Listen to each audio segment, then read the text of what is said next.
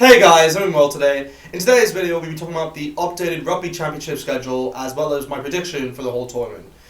So yeah, starting off with the schedule, obviously now the Rugby Championship has changed to the Tri-Nations tournament with South Africa not being able to join, which is unfortunate really because they are the world champions and you'd obviously like to see them within this tournament. I mean, I'm a South African fan, so obviously it's disappointing not to see them within this tournament, but yeah, I mean, what can you do? I already made a video on it, explaining why and just my frustrations even saying South Africa not being in this tournament, but yeah, we move on.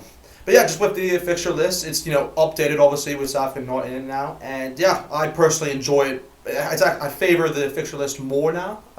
Obviously, there's less teams, so they're going to make it so the schedule will be a lot easier for all the teams really with, And what I like about this is that what they've done is that they've made it so Australia and New Zealand play each other for the first 2 rounds, and then they play Argentina for the following rounds. Like they just go back and forth, which I think is very good in a sense because Argentina obviously have had less game time compared to Australia and New Zealand with them playing in tournaments like Super Rugby AU and Super Rugby Aotearoa. So yeah, I think that's a good system that they've gone by within that fixture list. And yeah, I'm excited for just for international rugby, you could say an international rugby tournament to come back. So yeah, it starts this week on Saturday the 31st. So I'll definitely be making a preview. I'd say probably tomorrow. So you guys should definitely stay tuned to watch that. And yeah, I know just with all of this, all the fixtures that are coming along, it's actually pretty good because what they've done is that they've essentially just had they'll have one game every round, so just happen one game every week from the 31st of October to all the way to December the 6th. So that's pretty nice actually. You're always, so you're always going to get to see one game at least from the Rugby Championship every single week up until December the 6th. So yeah, that's a positive you can say. I mean, that's it. And I mean another positive you can actually say is that I said this was a negative from the previous schedule was that the timings of the fixtures were actually pretty bad. I mean, it was going to cross, the Christmas period, and players wouldn't be able to come back to see their families and all that. But with this updated fixture list, I think now all the teams should be able to go back to for New Zealand and Argentina, those 2 teams can go back to their and see their families and all that. So that's probably the biggest positive you can say from the updated fixtures. But yeah, moving on from that. But yeah, other than that, I mean, that's kind of it with the fixtures. They haven't really done anything to spice it up, really. I mean, it's just really one game each round. And yeah, this week it's Australia versus New Zealand, so that should be pretty interesting. But yeah, moving on to my prediction. The prediction is, I'd say, somewhat easy for this tournament. You can obviously go with like a shock win or something like that, but I truly think like a lot of fans around the world will probably agree with me that, after watching both Australia and New Zealand within both those Palazzo Cup games, I mean, from the first game, you can just pinpointing the first game exactly, Australia looked like they were, they've actually stepped up their game. And I think no one can deny that really. I mean, they almost beat the All Blacks in Wellington. So that was a crazy game, really, 16-all draw. And yeah, Reece Hodge he almost won it really for Australia, but yeah, they were unfortunate in that area. But then, yeah, in the second game at Eden Park, the All Blacks really showed their dominance in true fashion, really, and to keep hold of that amazing record at Eden Park for not losing there for such a long time. So, yeah, that was kind of an expected win, you can say.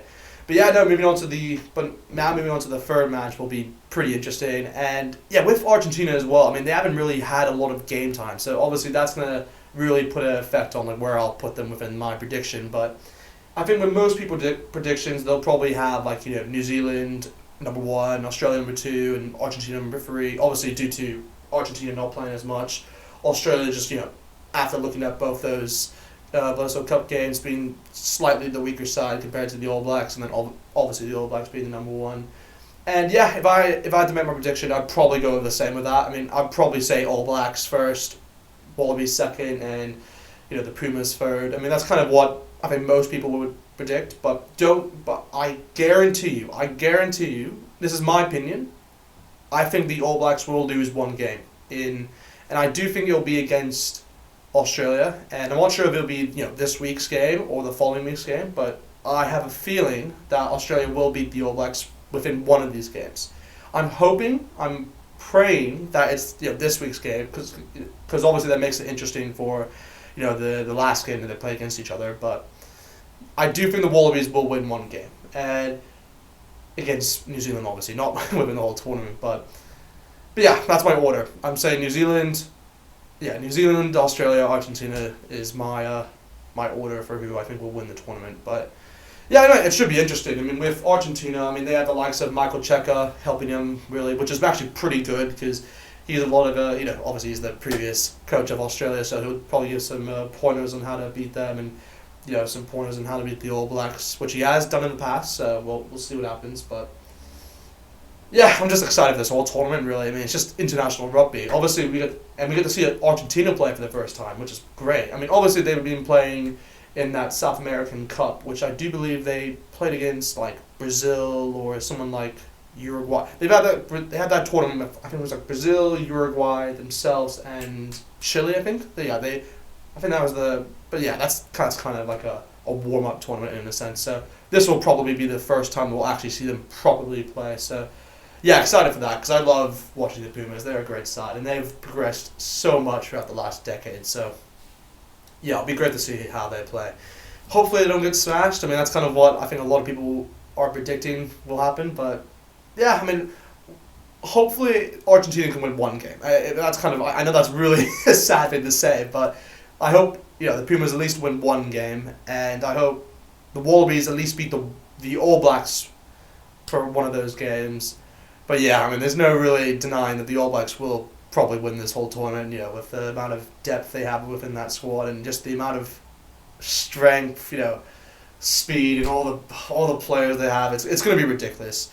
If I had to give an early prediction of who I think will be MVP of this tournament, I'll probably say my MVP would be.